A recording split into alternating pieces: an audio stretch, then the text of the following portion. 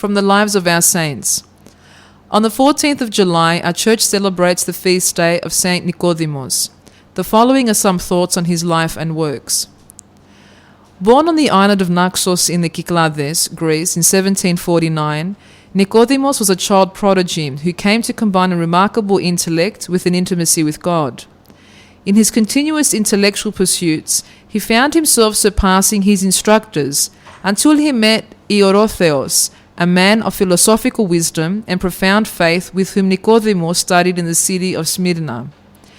Nicodemus did not enter a monastery on Mount Athos until he was 27 years of age. By this time, he was superbly prepared for the great goals he had set for himself, which could be attained only within the confines of this magnificent cloister.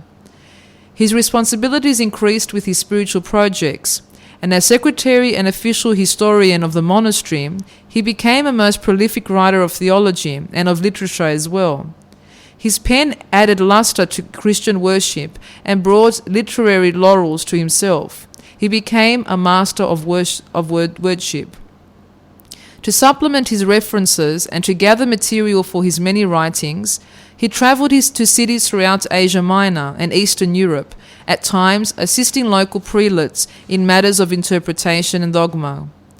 In Moldavia, he offered his translation of both the Old and New Testaments, and in Venice, he set down his master for Philokalia, drawing from the writings of holy men of the Church to form a spiritual guidebook that has become a standard text for clerics.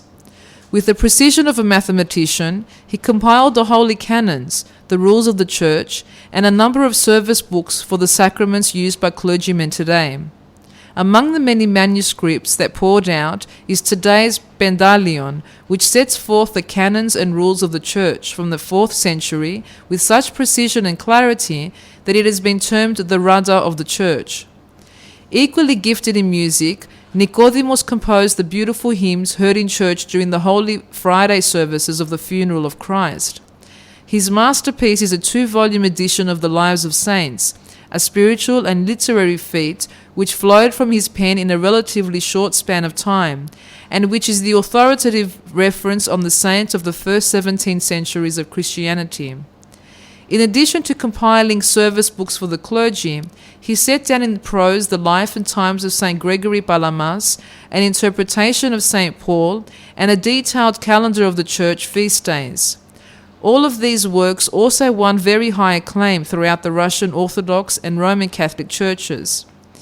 At a time when Orthodox Christians were suffering losses through conversion to the Muslim faith, due to weariness over being discriminated against socially and especially economical, Saint Nicodemus rushed forward with his Neon Martyrologion. This was an account of the new martyrs, ordinary men and women who thought so much of their faith in Jesus Christ that they refused to apostatize and suffer death, remaining faithful to the Saviour.